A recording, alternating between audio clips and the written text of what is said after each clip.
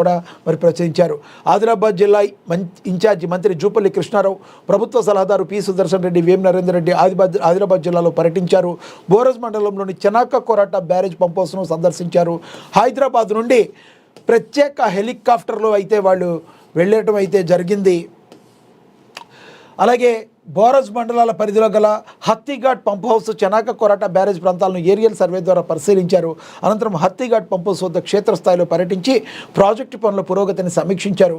హత్తిఘాట్ వద్ద వారికి Adilabad assembly Congress party incharge కంది శ్రీనివాసరెడ్డి పుష్పగుచ్చాలతో స్వాగతం పలికి శాలువాలతో సత్కరించారు. అనంతరం పలు విషయాలపై చర్చించారు. ఈ కార్యక్రమంలో మున్సిపల్ చైర్పర్సన్ బండారి అనుష సతీష్, ఆత్మా డివిజన్ చైర్మన్ సంతోష్రావు, డిసిసిబి మాజీ చైర్మన్ అడ్డి భోజారెడ్డి తదితరులు అయితే పాల్గొన్నారు. మరి ఈ రకంగా కంది శ్రీనివాసరెడ్డి వాళ్ళని కలిసి సత్కరించడం అయితే జరిగిందని కూడా ప్రచురించారు. ఇక అదేవిధంగా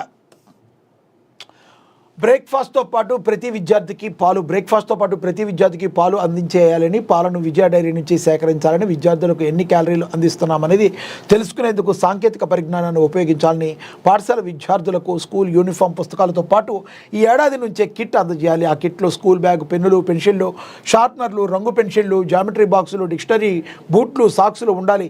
ఇందుకు సంబంధించిన మొత్తాన్ని బడ్జెట్లో పొందుపరచాలి. పాలిటెక్నిక్ కళాశాలలు, ఏటీసీలో ఏఐ ఆధారిత కోర్సులు వెంటనే ప్రారంభించాలన్నారు. కాలం చెల్లిన కోర్సును తొలగించాలన్నారు.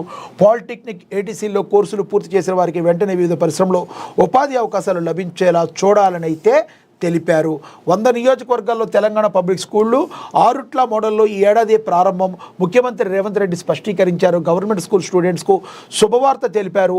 బ్రేక్ఫాస్ట్తో పాటుగా ప్రతి విద్యార్థికి పాలు. భారతీయ విద్యాభవన్ తరహాలో హైదరాబాద్లో 12 స్కూళ్లు సీఎం సమగ్ర నివేదిక అందించాలని రాష్ట్ర విద్యా కమిషన్ తెలిపింది. ఒక రకంగా చెప్పాలంటే విద్యార్థులందరికీ కూడా ఇది శుభవార్త.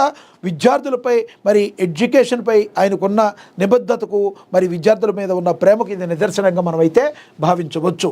అదేవిధంగా రేవంత్ మార్కు భారీగా ఐఏఎస్ల బదిలీలు. పరిశ్రమల శాఖకు ఎన్ శ్రీధర్, రాహుల్ బొజ్జాకు సీఎంఓ పొలిటికల్, అదేవిధంగా ఎం హనుమంతరావుకు గోదావరి పుష్కరాల బాధ్యతలు. కీలక అధికారులకు ప్రమోషన్లు ఇచ్చారు. జిల్లా కలెక్టర్ స్థానాలను హన్మకొండ, మెదక్, వికారాబాద్, జనగామ సహా పలు జిల్లాలకు కలెక్టర్ను బదిలీ చేశారని కూడా ప్రచురించారు. ఇక జింబాబ్వేపై భారత్ భారీ విజయం సాధించింది. T20 వరల్డ్ కప్ సెమీస్లో ఆశలు సజీవంగా ఉన్నాయి. బ్యాటింగ్లో 256 పరుగుల భారీ స్కోర్ చేసింది టీమిండియా చాలా అద్భుతంగా అయితే రాణించింది. అంతా ఫస్ట్ మ్యాచ్ అయితే సౌత్ ఆఫ్రికా చేతిలో ఓడిపోయినప్పటికీ కూడా ఇప్పుడు నిన్న మ్యాచ్లో మాత్రం భారత్ చాలా ఒక రకంగా చెప్పాలి అంటే మరి సౌత్ ఆఫ్రికా వెస్టిండీస్ మ్యాచ్ మీద కూడా చాలా ఆశలే పెట్టుకుంది. నిజంగా సౌత్ ఆఫ్రికా వెస్టిండీస్ మ్యాచ్లో కనుక వెస్టిండీస్ కనుక గెలుచుంటే భారత్కు చాలా కష్టాలు ఉండేవి. ఆల్మోస్ట్ ద్వారాలు మూసుకుపోయినంత పని అయిపోయేది. కానీ నిన్న సౌత్ ఆఫ్రికా వెస్టిండీస్ని ఓడించడంతో మరి మార్గం సుగమమైంది. భారత్ మరి ఆల్రెడీ మ్యాచ్ ఆడటం ద్వారా కప్పు కొట్టడానికి అవకాశం సజీవంగా నిలుపుకుంది. ఇప్పుడు అదేవిధంగా చూసుకుంటే నిన్న జింబాబ్వేపై కూడా అత్యంత భారీగా అంటే ఫ్లాట్ పిచ్, అది ఫుల్ బ్యాటింగ్ పిచ్లో మరి 256 పరుగులు చేసి చాలా అద్భుతంగా రాణించారు. లాస్ట్లో తిలక్ వర్మ కావచ్చు, అదేవిధంగా హార్దిక్ పాండ్యా కావచ్చు, మరి జింబాబ్వేపై ఎదురు దాడి చేశారు.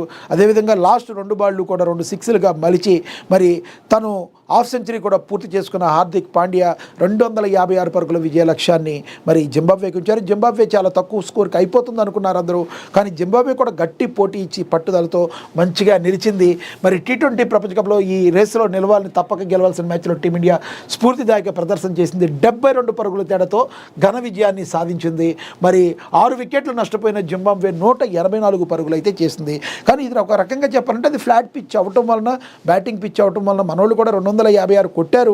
కానీ జింబాబ్వే కూడా ఏమాత్రం తగ్గకుండా 184 పరుగులు చేసిందంటే దానిలోని బ్యాట్స్మెన్స్ ఎవరైతే ఉన్నారో మరి వాళ్ళు కూడా చాలా కీలకంగా బ్యాటింగ్ చేశారు. కానీ భారత్ యొక్క సీనియారిటీ ముందు తలవంచక తప్పలేదు. నెక్స్ట్ వెస్టిండీస్తో మనకు ఒక మ్యాచ్ ఉంది మార్చి 1న. ఆ మ్యాచ్లో గెలిస్తే ఏకంగా మనం కూడా మరి సెమీఫైనల్స్కి వెళ్ళే అవకాశం స్పష్టంగా కనబడుతుంది. ఇక ఆల్ ది బెస్ట్ టీమిండియా చెప్పాలి. అదేవిధంగా చూసుకుంటే